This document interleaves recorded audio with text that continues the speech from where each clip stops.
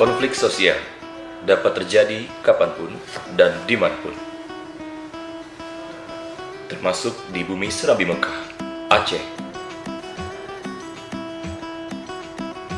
Namun, Aceh memiliki kearifan lokal dalam rangka resolusi konflik.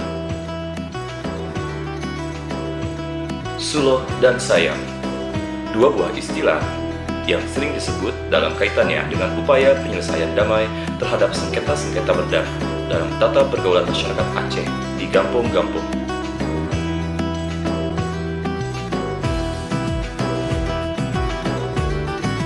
Pada acara tersebut dilakukan persejo serta makan bersama sebagai tanda saling memaafkan dan ditambahkan dengan nasihat ulama diakhiri dengan pembacaan doa.